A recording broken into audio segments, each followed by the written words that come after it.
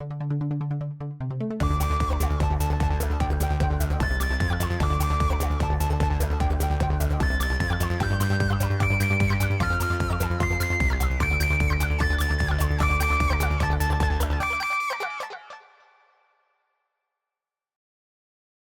the woods. Buffy and Riley's relationship drama comes to a head. We open with Buffy and the gang awaiting the results of Joyce's surgery, and they all seem very concerned, and like they've been waiting and really anxious for a long time, but it was not believable considering the previous episode where none of them gave a shit. The doctor comes over to tell Buffy that they were able to completely remove the tumor and Joyce is going to be okay. Everyone's really happy and they're hugging each other, but it wasn't believable considering the previous episode where none of them gave a shit. Later, Xander and Anya are taking care of Dawn, and Dawn says the reason she's staying over with them is because Buffy and Riley are going to be having, quote, loud, obnoxious sex. What classic Joss Whedon child dialogue. I did like Anya's joke at the end, though. Oh, does that mean we can't? But then we see that Buffy and Riley are not having sex, they are having a boring conversation. What classic Joss Whedon witty dialogue. Riley says Buffy was so strong she didn't even cry, and then Buffy takes him down another 16 pegs by saying, oh, I cried all the time, just not with you. Okay, I must have missed that. That's funny. Buffy says she's glad that all her troubles are past, and all that matters is that Joyce is okay, and she's there with Riley. And then they do have sex, which was surprisingly explicit for a regular non-cable channel back in 2000. Yeah, I had the same note. And of course Spike is standing outside like a weirdo. But he's not looking through Buffy's window. For those of you who are just listening and not watching the video footage that I spend hours painstakingly editing. Well, it's all worth it because we get so many views and positive comments. And so much money. So much revenue. When Riley leaves, Spike follows him to some location where we get that GoldenEye sound effect yet again when he closes the door. You can talk about the next scene. I didn't really know, didn't really matter that much. Yeah, I think that describes how they felt about Joyce at this point. The next day, Joyce is awake and tells Buffy she doesn't have to stay all the time, and she wants to make sure Buffy gets her life back. But Buffy says she'd rather be with Joyce for now. And then Joyce doesn't show up for the rest of the episode. Then we got to the initiative guys, for some reason, who are planning on taking out a demon group somewhere. And idiot number 2 says they're definitely going to want Riley's help, for some reason. Even though these initiative guys have ostensibly been taking care of demon stuff constantly, and only now they say, yeah, we should get Riley in on this. And how exactly does the initiative operate now? Is it normal for them to just bring in people that already tried to destroy their entire organization? Because that's weird. Buffy wakes up to find Spike in her room, and she says he's always taking a risk showing up at her house, which is clearly not true. He tells her she needs to see something, which I thought he was just going to start taking off his clothes, but he doesn't. He takes her to where Riley went, and there's a bunch of people being fed on by vampires, seemingly willingly. And I thought it was kind of ridiculous that she just trusts him and says, okay, I'll go with you in the middle of the night to somewhere. Spike takes her up to where Riley is, and she is understandably disturbed. Seeing him getting sucked off by another girl. And she freaks out and runs away. What a Buffy. Riley goes back to his dwelling. And I say dwelling because we still don't actually know where he lives. But I know he lives there because there's a punching bag hanging up. And he's confronted by the initiative guys, who tell him that there are demon tribes in South America, and that's where they're going. So apparently they have the funds, despite the initiative not existing, to travel to different continents to take down demons. And they actually say here that they're not the initiative anymore, they're with the army, but they're still doing the same thing. Yeah, so there's still the initiative. And Riley asks a question that I had, which is, why do they want him? He's just some random asshole. And they basically just say they need people that are willing to risk their lives. And they're leaving the next day. At midnight. And at this point I was shouting at the screen, go away, go with them. The gang helps Giles set up the magic shop for Christmas. Oh, okay, I had a lot of comments here, because this scene pissed me off. I know you hate Christmas. It's okay. And Anya makes some not outlandish suggestions and gets upset when the others make fun of her. And instead of apologizing, Willow tells her that she's not the only one who helps, because Willow has done a lot too. And I like how Anya called her out. You've helped out a lot, but I have too. Yes, I forgot about all the vigorous sitting around. I'm sorry, Willow. Thank you for making time in your busy life to come in here and get in the way of mine. Anya. And then Xander tells Anya to back off instead of defending her, so I was liking Anya more and more and the other characters less and less as the scene went on. Agree. I mean, so according to the rest of them, any promotion for a holiday has to be tied to the holiday, which doesn't make any sense. I mean, you can go into any store anywhere around the holidays and they have sales. But me buying a box of tissues for a holiday sale is not because tissues are related to Christmas. Yeah, this is a magic shop dealing with stuff that is distinctly not Christianity related, so I don't know. The fact that I just sob uncontrollably because I'm alone around Christmas is just coincidental. Buffy busts in and tells them about the vampire biting place, and when Anya and Giles say it's been a common practice historically, Buffy gets upset that Giles never mentioned it, even though he even tells her that he didn't know it was happening in Sunnydale, so was therefore pretty much irrelevant. And an additional layer of bullshit is because for most of this show, Giles has been the source of information and has tried to tell Buffy things, and she's like, yeah, whatever, Giles, you're just old library guy. Yeah, he could have told her that he told her already, and she just wasn't paying attention, and that would have been totally plausible. Right. He also points out that there are bigger things going on she should probably be more focused on, like Glory, who I will point out is not addressed at all in this episode outside of this one sentence and doesn't show up. Buffy says she doesn't care, she's still going after them, and when Xander says she should wait for Riley, she gets more upset and says, back me up or not, I'm going. So they leave Anya in charge of the store. When they get to the place, they find it abandoned. And Buffy, being annoyed, sets the building on fire. Very relatable.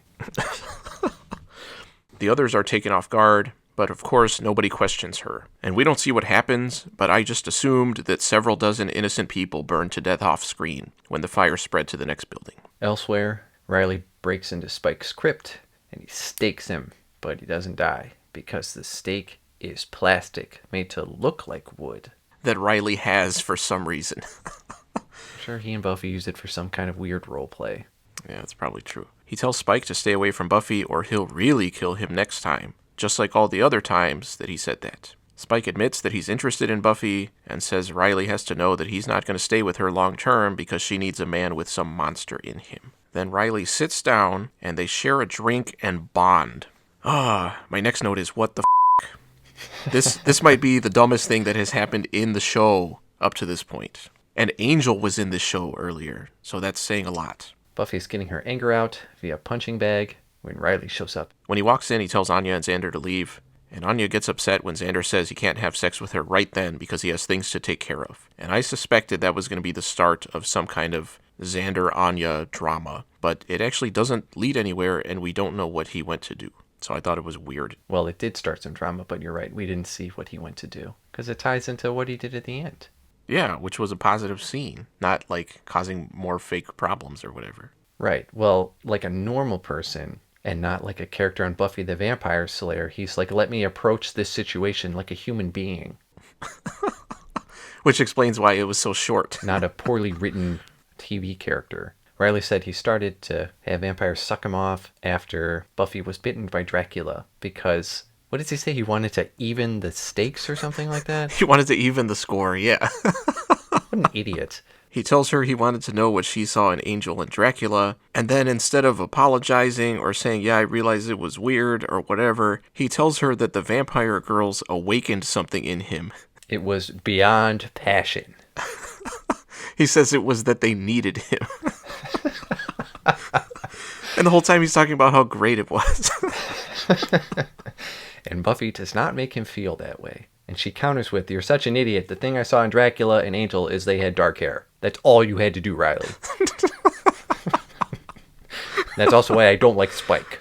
Riley says Buffy needs to just let him take care of her and let him in. And when she says, yo, I've done that, he says, well, I just don't feel it. And she says that's his problem. Typical Buffy maturity. And he says, you know what? If we can't solve this right now, I'm going to South America tonight. And that's not a joke. That's actually what he says. I think, isn't it, they said Belize, isn't that in Central America? You could be right. And even though I use that ultimatum in real life all the time, I don't actually mean it, but he does. And when Riley says they need to figure things out by midnight, Buffy flips out, causing Riley to say, "I'm leaving," which was understandable, actually. And then Buffy storms out. Where she is confronted by the occupants of the vampire den she burned earlier, and they say that was a bad move, or some cliche-ass line. And for some reason, she tells them to walk away instead of just killing them. But of course they don't, so she kills them. But she hesitates on the last one, who she recognizes as the one that was biting Riley. And I thought she was going to let her go, but then she still kills her. Yeah, she stabs her in the back. The honorable way. So they could relate because she herself was metaphorically stabbed in the back. Get it? I thought you were going to say she was metaphorically stabbing Riley in the back. I mean, it could go either way. Gotta pull all the context out. All the symbolism. The deeper themes. Right. I mean, I have a whole thesis written on why the steak was plastic and not wood earlier. So who manufactures... I mean, I guess maybe he got it from Ethan's Halloween shop or whatever. Plastic steaks. I mean, it's still dangerous. It's still punctured into Spike's body. Yeah. So if it was not a vampire, it's still a steak. You can still hurt someone with it. And that, for me, brings up that unicorn that Buffy staked that vampire with earlier. I'm skeptical that it would have had a wooden horn when the rest of it was plastic. But I don't know. Maybe the whole thing was balsa wood, because she was carrying it really lightly. Yeah, I think maybe the whole thing could have been wood. I don't think so, though. I think we're trying to make it work when it doesn't. Seems like a lot of people do that with this entire show. Yeah, well, I was going to say, that sounds like our comments section most of the time. How does it feel to be the only person on this hemisphere that doesn't like Buffy the Vampire Slayer? I cry at night because I wonder if something's wrong with me. Xander shows up and immediately starts acting like a huge douchebag. So, how'd that work out for you? Make you feel better? And even after everything in this episode so far with Riley and Buffy, I still hate Xander the most easily. He demands to know why Buffy's acting so weird, and it was really funny how he said her running away from her problems isn't very Slayer-like, despite us seeing every single episode up to this point where that's what she does. Xander says he's figured out that she and Riley are having problems, and says that Riley would do anything for her. And he says Buffy expected Riley to show up when she wanted him, but then to go away afterwards, completely taking Riley's side. He says she treated him as a convenience, and she asks if he means the way he handles Anya, trying to change the subject like a typical Buffy. But he brushes that off and says Buffy's been treating Riley like the rebound from Angel, and that Riley has never held back with her, which is not true, but the show tells us it is. He asks her if she's really ready to give up a guy that could be the one, and she realizes he might be right. Yeah, there was one point where I thought Xander was going to say, I've been cold with Anya because I actually want to be with Riley. The way he was pretty much gushing about him. At this point, I wouldn't have been surprised. So Buffy takes off running after Riley, who we see waiting by the helicopter looking stupid. Her running, man, it was such a cliche movie thing. Oh, they sometimes cut to shots of her feet, and it's clear that they're not moving very fast. Those shots in particular really took away from the scene. And she's the Slayer. She should be able to run really fast. Yeah, we've seen her run really fast. Or, at least more convincingly than this. So I had some questions here. Well, my first question is, does this town also have a helipad? Just in the middle of a park? Yeah, well, that's one of my questions. How does she know where Riley is? He just said that he's leaving at midnight. And also, she just left the magic shop where Riley just was. It's been literally a handful of minutes since then. How could Riley get that far? He, as far as we know, he doesn't have a car. I know people are going to say, well, he might have had a car. I don't care. I'm still going to throw that question in there. The whole scene, I don't know. I guess that's all the questions I have. That's like one. Also very convenient that at night in this bustling town, nobody is out and about. Riley looks, does not see Buffy, and gets in the helicopter. And just as it takes off, she shows up screaming his name, but he doesn't look back. But she's a Slayer. She could jump and grab onto that helicopter, yank it down. She could throw a rock at him or something. I'm sure that would fix things. But I was legit unsure if he was supposed to hear her and just be ignoring her, or if he was not supposed to be able to hear her over the helicopter. Well, in real life, helicopters are loud as shit. Yeah, but the fact that, we could hear her over the helicopter from the shots of Riley, so I don't know, I wasn't sure. Well, she had a boom mic. And my last note for that scene was good riddance. Yeah, mine is thank God. Meanwhile, Xander goes home to Anya, and tells her how deeply he loves her. And she is moved. Yeah, right to the bed. And then Buffy goes home and mopes. And we see Riley, and I think he's supposed to be moping too, but he has the same expression he always has, so I couldn't be sure. You know, he's kind of like a... Like an action figure that doesn't actually have any articulation. I was going to say an NPC in a PS3 video game where they're talking and they're supposed to be emoting, but their whole physical mannerisms are very wooden and their face doesn't actually change expression. If they put Riley in a Buffy video game, they could literally just scan him in and, like, the animation even is already done. Just put him in there like that. Into the Woods. Overall, Oh no, a character that's so important and hasn't been useful since he showed up is having trouble and might leave the show. What are we going to do? Throw a party is what we're going to do. Riley's a dumbass. He's always been a dumbass, and he's never given viewers a reason to care about him or anything he does. And this episode did not help. That's really all the notes I have about Riley, because there's nothing else to say. I enjoyed the undercurrent of Anya getting annoyed with everybody else, and Xander actually taking a cue from the events going on around him, because characters in the show typically do not do that, even though it's very obvious. It was laughable how quickly Joyce's situation was tossed out. Like, that was a huge deal. And all it takes is one dude saying, yeah, it went great. And then the producers go, okay, good, now we don't have to deal with that anymore. Get it out of here. the one part of the show that was really working this season. Not a lot happened in this episode. I mean, you could say, well, Buffy's latest relationship blew up and blah, blah, blah, but it didn't matter. It hasn't mattered. So I stand by my statement that not too much happened in this episode. And lastly, I still can't get over the fact that everybody has stopped talking about demons coming from outer space. So it's not just Earth, but apparently the entire universe is full of demons. But the characters are like, oh yeah, I guess so. It becomes more and more apparent that a single Slayer on one planet is pretty much pointless. Yeah, the more the show goes on, the more ridiculous the premise is. Oh, I gotta give this one a grade. Let's see. Yeah. Well, it was dumb, so I'm gonna give it a D. You would think that Riley leaving would make me like this episode, but I did not. I gave it a D-.